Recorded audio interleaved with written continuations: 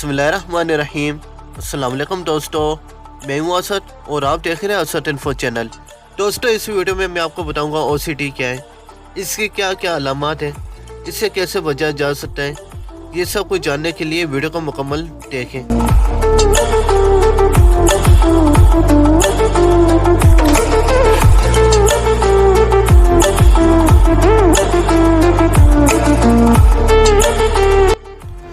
दोस्तों, OCD के बारे में बयान करने से पहले आपके सामने इसकी कुछ अलामात वो ज़ाहिर करूँगा।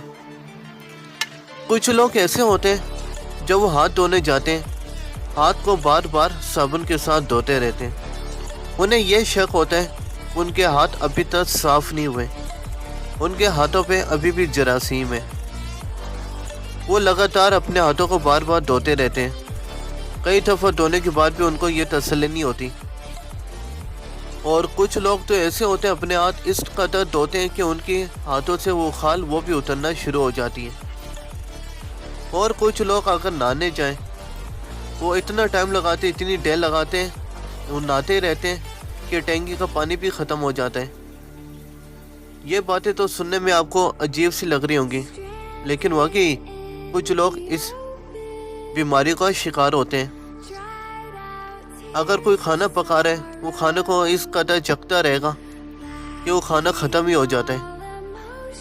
और अगर कोई दरवाज़ा वो लॉक कर रहा है, बार बार दरवाजे को चेक करेगा कि दरवाज़ा लॉक हुआ है या नहीं।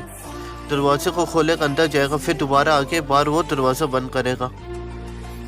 कुछ लोग कमरे की चीज़ें वो सेट करते रहते हैं जो सेटिंग उनके हिसाब से हो। और कुछ उठने के बाद और बैठने से पहले अपने बेड शीट को बार बार सेट करते हैं। जब तक उन्हें तसल्ली नहीं हो जाए वो उस बेड पर बैठते नहीं हैं। कुछ लोग ड्राइविंग करते हुए बार बार यह चेक करते हैं उनकी जो गियर है वह वाकई सही लगा भी है या नहीं। जो नए ड्राइवर होते हैं उनके साथ तो ये मसला होता है, लेकिन जो पुराने होते हैं, एक्सपीरियंस और याफ्ता होते हैं, वो भी इसको चेक करते हैं वाकई उनका गियर वाकई वो सही लगा भी है या नहीं। दोस्तों, ये कुछ अलामात थी OCD के बारे में।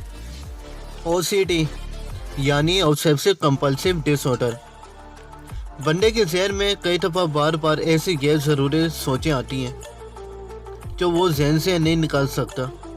इसे हम ऑब्सेसिव कहते हैं। और इन सोचों के ज़ेर असर वो बंदा किसी काम को बार बार करता है या फिर किसी ख़ास तरीके से उस काम को करने की ज़रूरत महसूस होती है। इस तरह किए जाने वाले अमल को हम कंपल्सिव कहते हैं। और यह भी हो सकता है ये बीमारी एक ही फर्द में ये दोनों मौजूद हो या फिर अलग अलग फर्द में ये एक एक मौजूद हो। जो लोग स्ट्रेस की वजह से ज़्यादा परेशान होते हैं उनमें ये देखने को काफ़ी मिलती है। नॉर्मल लोगों में अगर ऑब्सेसिव सोचने वाली अगर पाई जाए तो ये कम शिद्दत की होती है, और अगर ये ज़्यादा शिद्दत में पाई जाए तो इसको फ़ौरन से फ़ौरन साइकोलॉजिस्ट को दिखाना चाहिए। और कई दफ़ा ये बच्चों में भी अलामात ज़ाहिर होती हैं।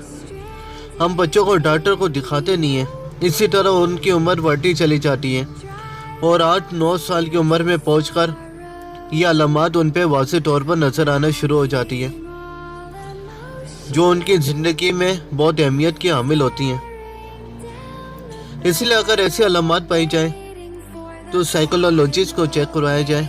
वो कुछ मेडिसिन देगा और आपको कुछ टिप्स बताएगा। इनसे बचने के लिए ये जो तरीके हैं फ़िलहाल यही हैं।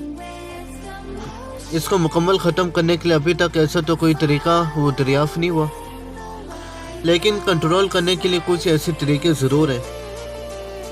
उन सोचों को आप मद्देनज़र रखते हुए ये सोचें, जो आपको सोचें आ रही उनकी पहचान करें और उन पे बिल्कुल भी अमल ना करें।